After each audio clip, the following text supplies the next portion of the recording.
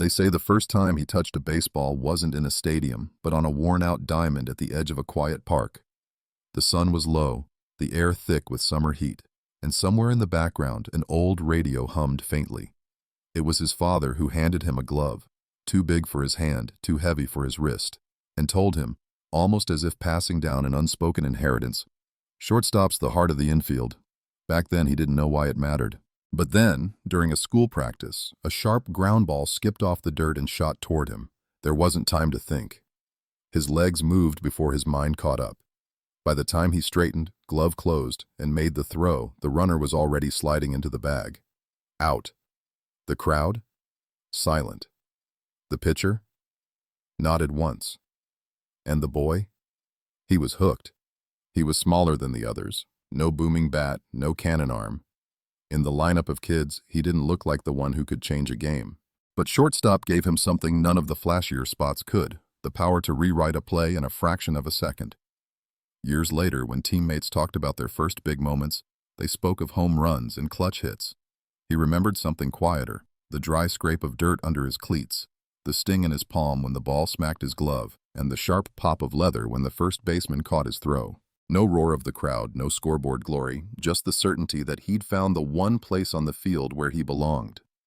And that's where his story begins. Not under stadium lights, but in the stillness between plays, where the game waits for the one player who's always ready. Under the fading light, the last figure still on the field wasn't the power hitter or the star pitcher. It was him, crouched at shortstop, scooping grounders long after everyone else had gone home. From the bleachers, you could see the dust rising in small clouds with every throw, hear the sharp smack of the ball hitting leather, over and over, like a metronome that refused to stop. Earlier that day, the game had hung on a single play, runners on the corners, one out. The batter sent a sharp grounder deep into the hole between short and third. He moved like he'd been there before, because he had hundreds of times under a setting sun when no one was watching. One step, two steps, glove low, pivot, and fire. The first baseman's glove popped shut and the runner was out. The pitcher gave a small nod. The crowd didn't cheer. They were already looking toward the next batter. But for those who knew, that was the moment the game was saved. Rewind a few years and you'd find him watching major league shortstops on a flickering TV screen, pausing, rewinding, studying the way they kept their weight forward, their eyes locked not on the ball but on where it would be. He didn't copy their flashy dives. He copied their patience, their footwork, the little things that made the hard look ordinary. Somewhere along the line, he learned the unspoken law of his position. Make the play, and no one says a word. Miss it, and they'll remember forever. At first, that silence stung, until he realized it was its own kind of applause. No news was good news. The drills were brutal. Throws from the hole until his shoulder ached. Double play turns so many times he could do them blindfolded. Every rep was a bet against the moment he might fail. And when that moment came in a real game, he didn't. By the time the team jogged in for the third out, most in the stands had already forgotten the play. But the pitcher hadn't. The coach hadn't. And somewhere, under all the dust and repetition, he knew. This was how you built trust. Not in the roar of the crowd, but in the quiet between innings. The game was balanced on a knife's edge. Last inning, one run ahead, a runner on second. From the dugout, you could feel the tension coil in the air. The batter ripped a grounder toward the gap between short and third. He was already moving before the crowd inhaled. One dive, a clean snag, a lightning turn to third. The throw hit the glove like a gunshot. Out. Just like that, the threat was gone. But that's the end of the scene. To understand it, you have to rewind. He'd been the starting shortstop since freshman year. Reliable, trusted. Then a new kid arrived, a head taller, with the kind of build that drew stares during warm-ups. His swing was loud, his throws louder. Coaches watched with narrowed eyes, as if already sketching new lineups in their heads. On the field, the rivalry never needed words. It lived in side glances during drills, in the way the newcomer drifted close to shortstop during fielding practice, casually intercepting a few hard-hit balls as if to prove a point. There was one practice where the sun felt like it was burning holes through the infield dirt. The coach hit grounders rapid fire, changing angles and speeds. A single bobble meant a glare toward the bench, where the new kid stood ready, glove in hand. Every rep felt like the thin thread keeping a uniform from being handed to someone else. The whispers came next.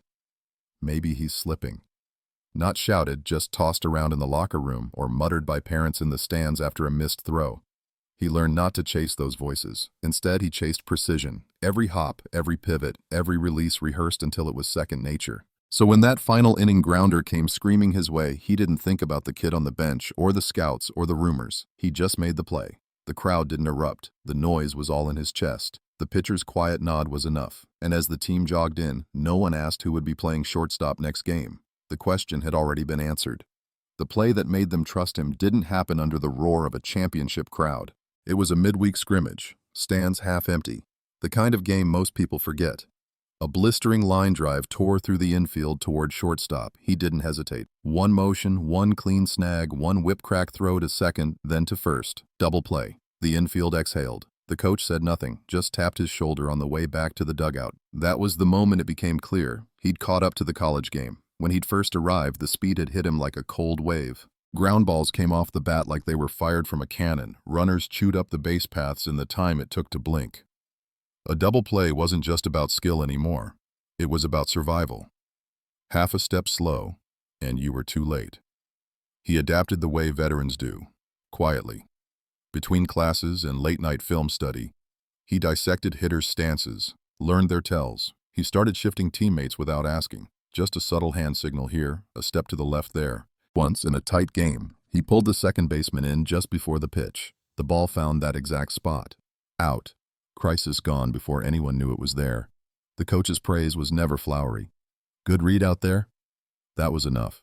The pitcher's smirk as they walked off the field said the rest. Balancing it all was the hidden game. Early mornings in lecture halls, afternoons in the cage, evenings on the field, and nights breaking down video until the glow of the laptop was the only light in his room. Sleep became a tactic, diet a strategy.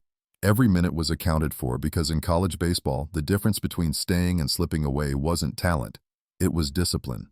And while the crowd might not remember his name, the ones standing on the field with him knew. He wasn't just keeping up with the pace anymore. He was setting it. The call came so late that the room was already quiet. He wasn't sitting in a green room under TV lights. He was at a small kitchen table, a half-eaten sandwich on his plate, the draft broadcast playing softly from an old laptop. Names had been rattled off all afternoon, none of them his. Then, in the final rounds, it slipped in almost unnoticed. His name, spoken without emphasis, as if it were just another line item to get through. That's the end of the fairy tale version. Now, rewind. He'd been told since high school that being drafted was a dream, a door to something bigger. But late-round picks don't get red carpets, they get bus tickets. The welcome to professional baseball moment wasn't a photo op, it was a 9-hour ride in a rattling bus seat, legs cramped, the hum of the engine making it hard to tell if he was awake or asleep. The minor league clubhouse smelled faintly of sweat and disinfectant. Lockers were small, meals simpler still. Cold sandwiches, a banana, and maybe a sports drink if you got there early.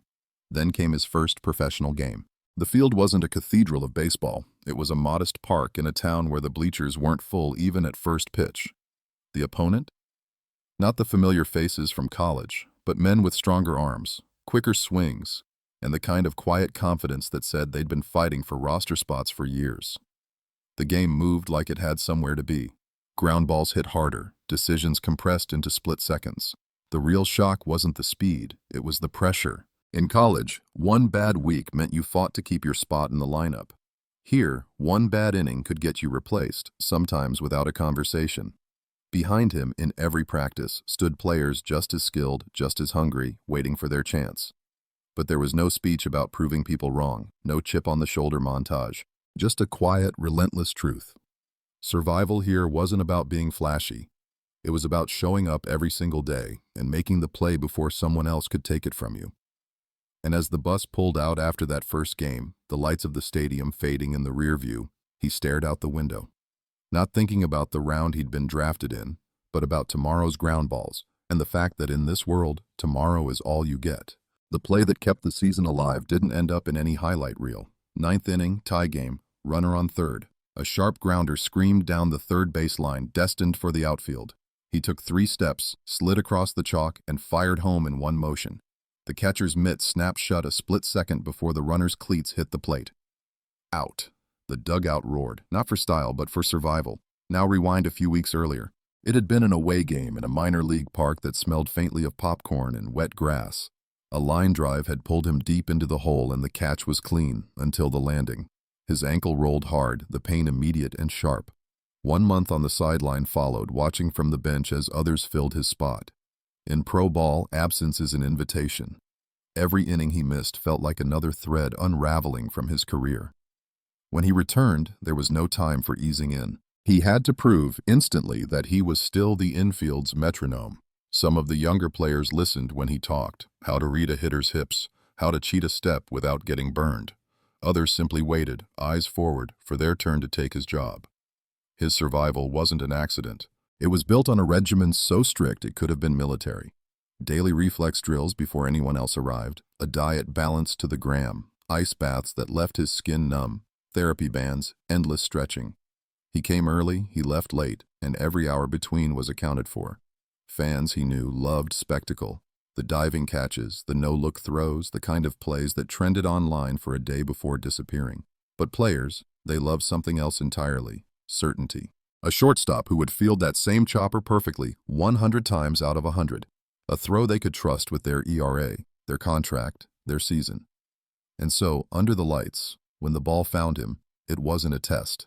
It was an answer.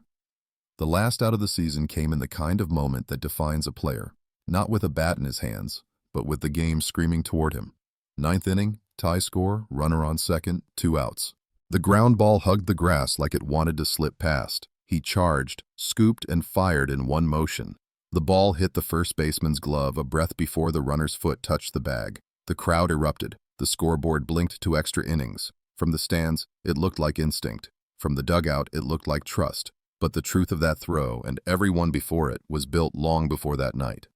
Shortstop for him had never been about glory. It was about being the hinge on which the whole game turned without anyone noticing, like the quiet figure in a family who keeps things steady when tempers flare, or the colleague who fixes the problem before it becomes a crisis. His value wasn't in the spotlight. It was in the spaces between disasters. Later, in the clubhouse, someone asked the question players ask when the season ends: if you could go back, would you change anything? He smiled, shook his head. The road had been long, lined with bus rides, injuries, and days when no one said his name out loud. But it had also been lined with the knowledge that, when the ball came his way, he was the one who made it stop. For those who live in the background, in sports, in work, in life, his career was proof of something simple. You don't need applause to matter. You just need to be ready when it's your turn. And if the next ground ball came tomorrow, he'd already be moving toward it.